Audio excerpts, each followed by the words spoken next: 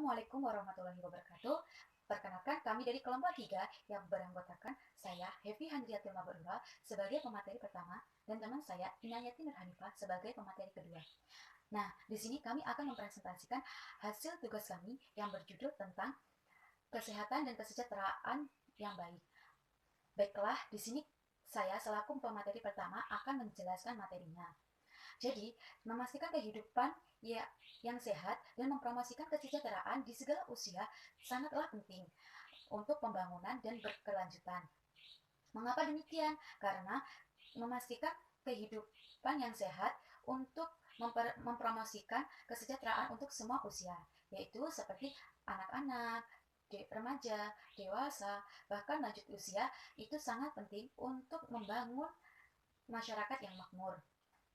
Nah, perlu digarisbawahi bahwa masyarakat yang makmur yaitu di mana masyarakat itu perekonomiannya sangat tercukupi atau mencukupi. Jadi, semisalnya seorang ibu hamil yang akan melahirkan biasanya proses persalinannya terkendala dengan faktor ekonominya.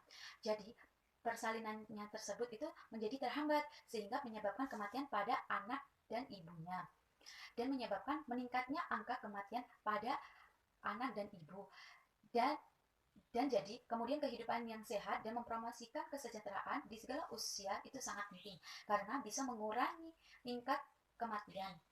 Ada beberapa hal yang diterapkan atau yang bisa diterapkan oleh pemerintah maupun masyarakat umum untuk menciptakan kemampuan yang signifikan dalam membantu menyelamatkan kehidupan jutaan orang, yaitu dengan berfokus pada penyediaan dana yang lebih efisien untuk kesehatan, sanitasi, dan kebersihan yang lebih baik, peningkatan akses ke dokter, dan lebih banyak tip-tip tentang cara mengurangi polusi di sekitarnya.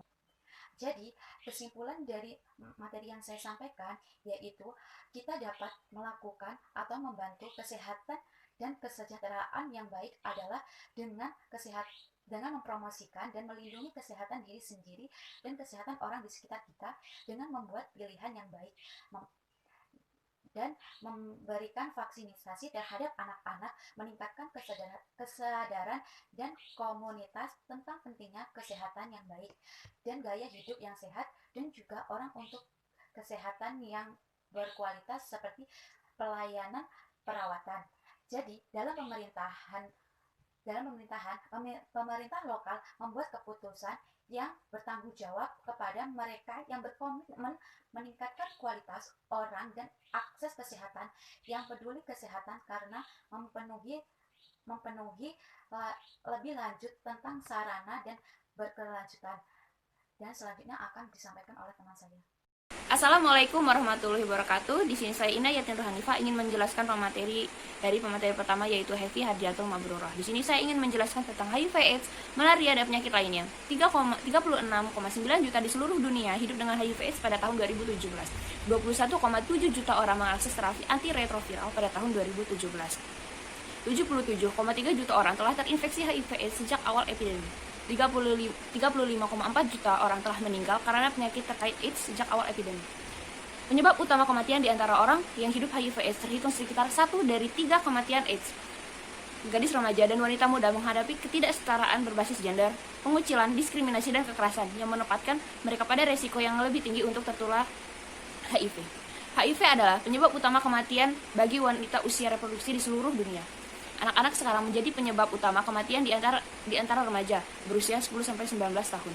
Di Afrika, dan penyebab kematian paling umum kedua di antara remaja secara global. Di sini ada beberapa hal yang dapat dicapai dalam hal kesehatan untuk tahun berikutnya. Yang pertama adalah pada tahun 2030, kurangi resiko kematian ibu bersalin global menjadi kurang dari 70 per 10.000 per 100.000 kelahiran hidup.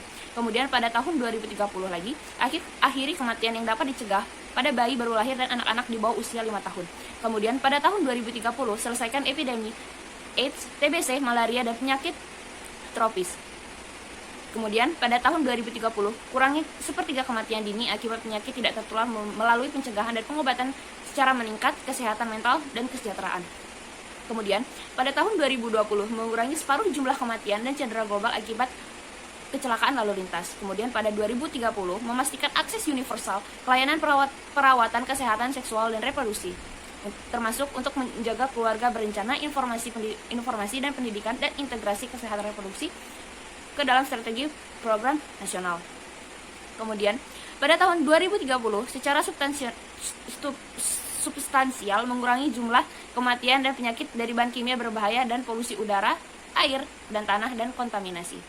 Nah, itu dia yang bisa saya sampaikan.